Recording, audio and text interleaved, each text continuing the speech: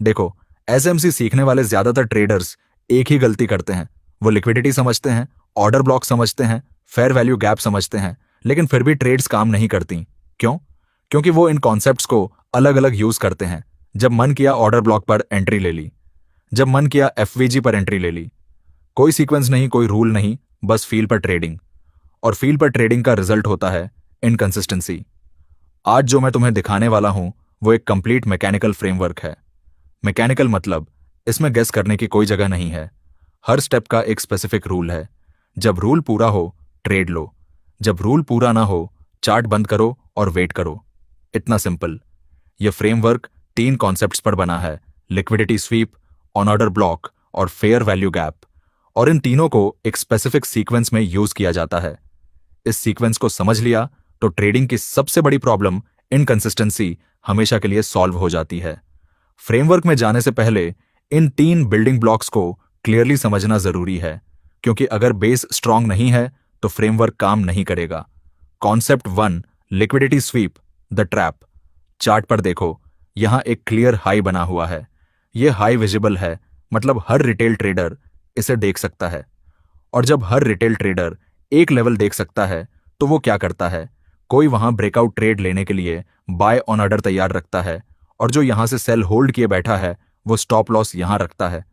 और यही वो जगह है जहां स्मार्ट मनी को लिक्विडिटी मिलती है।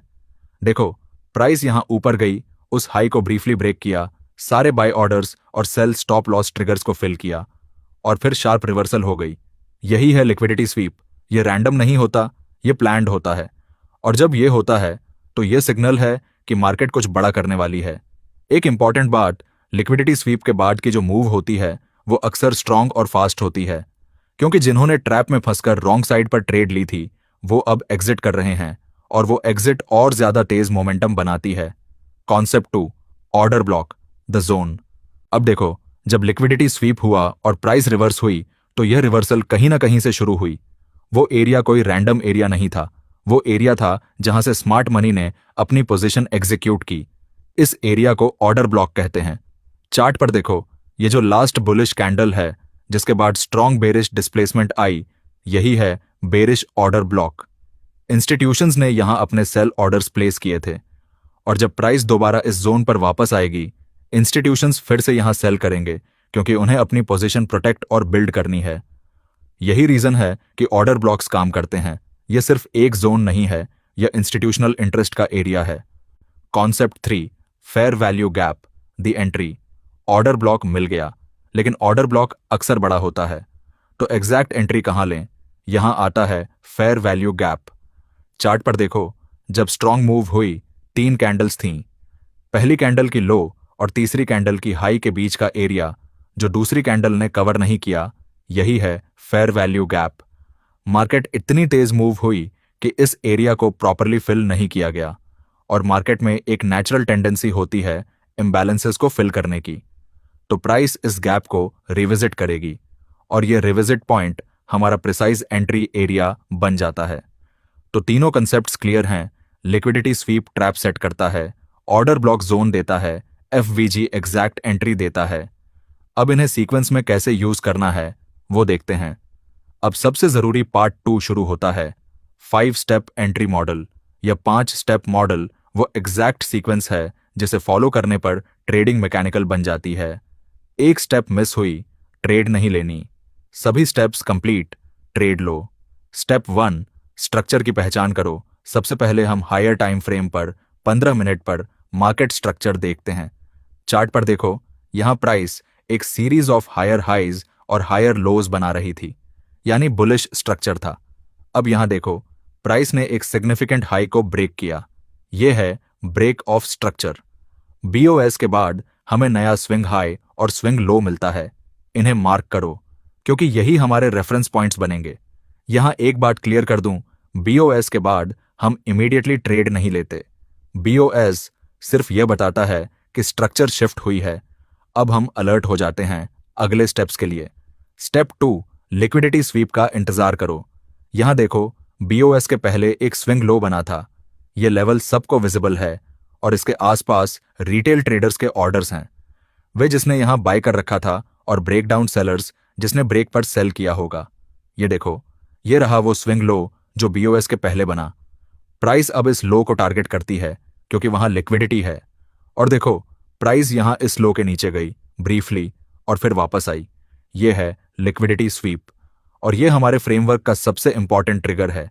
जब तक ये स्वीप नहीं होता हम कोई ट्रेड नहीं लेते, चाहे ऑर्डर ब्लॉक कितना भी अच्छा क्यों ना लगे, चाहे एफवीजी कितना भी साफ क्यों ना हो। स्वीप हुई नहीं, ट्रेड नहीं। ये रूल याद रखो। स्वीप क्यों जरूरी है? क्योंकि स्वीप के बाद स्मार्ट मनी की पोजीशन एक्टिव हो जाती है। अब वो अपनी ट्रेड को पुश करेंगे और हम उनके साथ चल रहे हैं, अगेंस्ट नहीं। स्टेप 3, ऑर्डर ब्लॉक को मार्क करो। चार्ट पर देखो, स्वीप के बाद प्राइस ने यहां से एक एग्रेसिव बुलिश मूव ली। इस मूव से पहले कि यह जो लास्ट बेरिश कैंडल है, इसे मार्क करो। यह है bullish order block. Order block की एक क्वालिटी होती है, यह एक जोन है, एग्जैक्ट लाइन नहीं। इस कैंडल के हाई और लो के बीच का पूरा एरिया हमारा ऑर्डर ब्लॉक जोन है। अब प्राइस जब वापस आएगी इस जोन पर, यहीं से हम ट्रेड लेंगे, लेकिन अभी डायरेक्ट एंट्री नहीं लेनी। स्टेप 4 पहले पूरा करो। स्टेप 4, फेयर वैल्यू गैप को मार्क करो। स्क्रीन देखो, डिस्प्लेसमेंट मूव के दौरान यह 3 कैंडल्स थीं। इन तीनों कैंडल्स के बीच यह गैप है, यह है फेयर वैल्यू गैप। यह गैप ऑर्डर ब्लॉक जोन के अंदर है। जब प्राइस वापस आएगी और इस एफवीजी को रिविजिट करेगी, यह हमारा एग्जैक्ट एंट्री एरिया है। एफवीजी हमें ऑर्डर ब्लॉक के अंदर एक स्पेसिफिक एंट्री पॉइंट देता है, जिससे स्टॉप लॉस टाइट रहता है और रिस्क टू रिवॉर्ड बढ़ जाता है। अगर ऑर्डर ब्लॉक बड़ा है और एफवीजी उसके अपर हाफ में है, तो हम एफवीजी पर एंट्री लेते हैं। अगर एफवीजी क्लियरली विजिबल नहीं है, तो हम ऑर्डर ब्लॉक के अपर पोर्शन को ही एंट्री एरिया मान लेते हैं। लेकिन जब एफवीजी हो तो हमेशा उसे प्रिफर करो। स्टेप 5, मिटिगेशन का इंतजार करो। यह स्टेप सुनने में सबसे आसान लगता है, लेकिन यही सबसे टफ होता है। स्ट्रक्चर आइडेंटिफाई हुई, स्वीप हुई, ऑर्डर ब्लॉक मार्क हुआ, एफवीजी मार्क हुआ। अब बस एक काम है, वेट करो। प्राइस वापस आएगी उस जोन पर। जब प्राइस जोन में आए तब एंट्री लो। देखो, प्राइस यहां लिक्विडिटी स्वीप करके गई थी। ऑर्डर ब्लॉक और एफवीजी यहां मार्क था। प्राइस ने एक बड़ा मूव किया ऊपर और फिर पुल बैक लिया। और यहां देखो, ये रहा वो मोमेंट जब प्राइस हमारे ऑर्डर ब्लॉक में आई।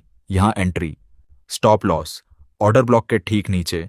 यानी अगर प्राइस पूरे ऑर्डर ब्लॉक के नीचे चली गई तो इसका मतलब है कि हमारा एनालिसिस गलत था और ट्रेड एग्जिट।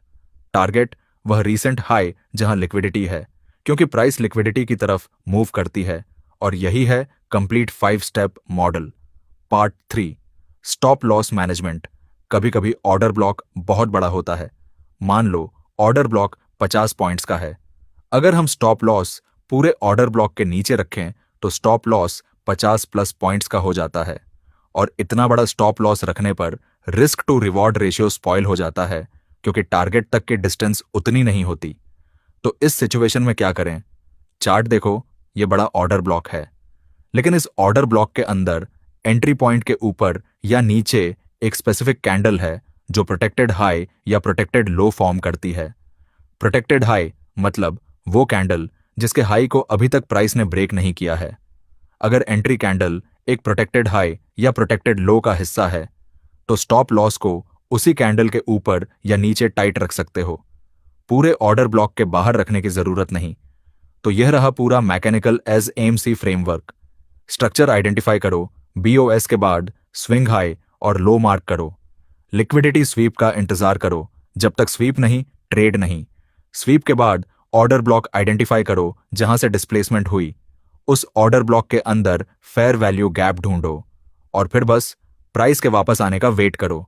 कंसिस्टेंसी प्रैक्टिस से आती है और प्रैक्टिस पेशेंस से। दोनों रखो, रिजल्ट्स आएंगे।